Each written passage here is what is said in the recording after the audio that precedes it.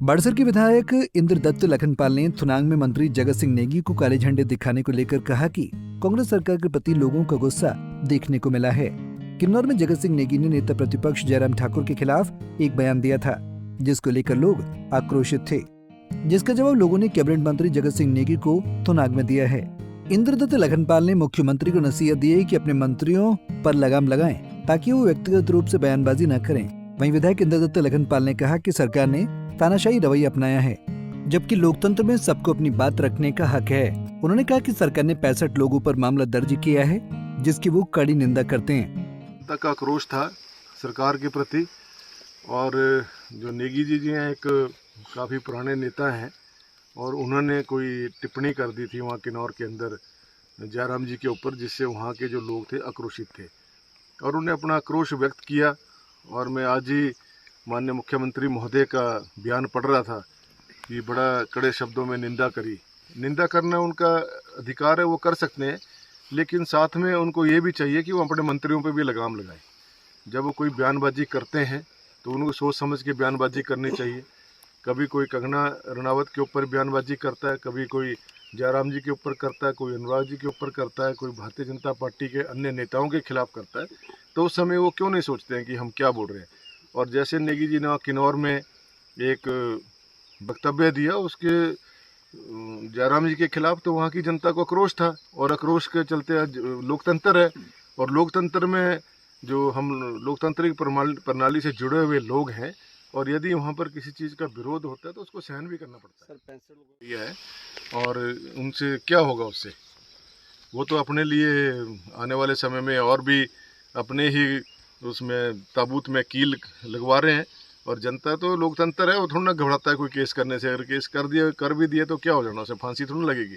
लेकिन सरकार को ये सोचना चाहिए कि अब लोकतांत्रिक प्रणाली में जी रहे हैं, अब तानाशाह नहीं है आप यदि।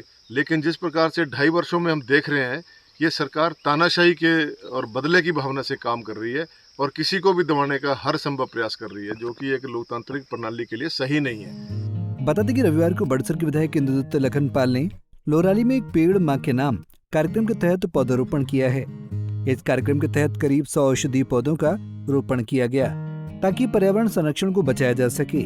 उन्होंने लोगों और भाजपा कार्यकर्ताओं से अनुरोध किया है कि जो पौधे उन्होंने आज रोपित किए हैं उनकी देखभाल स्वयं करें।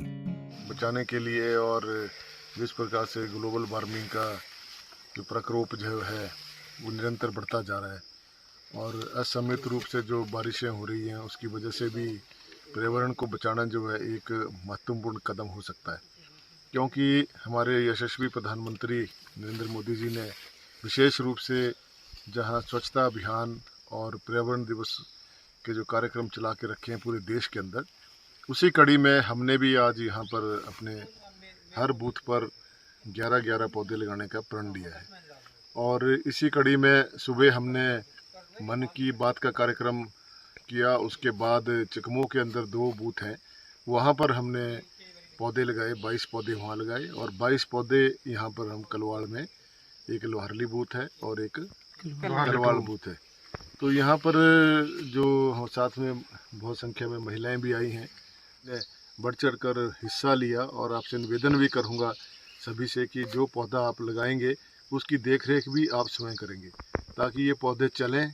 और हमारे जो क्षेत्र, वैसे तो हिमाचल वैसे ही वनों के आधार पर देखा जाए तो सबसे हरा भरा प्रदेश है, लेकिन फिर भी हमारे प्रदेश में अभी बहुत सी, जैसे इस प्रकार से प्राकृतिक आपदाएं आ रही हैं। अभी हाल ही में आपने देखा मंडी में कितनी बड़ी प्राकृतिक आपदा आई, और वहाँ पे लोगों का जो है रहना भी दुश्वार हो गया, मकान टूट गए उनके, और ज़मीनें बह गई। जिन लोगों ने एक एक पाई जोड़ जोड़ के अपने भवन बनाए थे, सारे के सारे बह गए। तो आज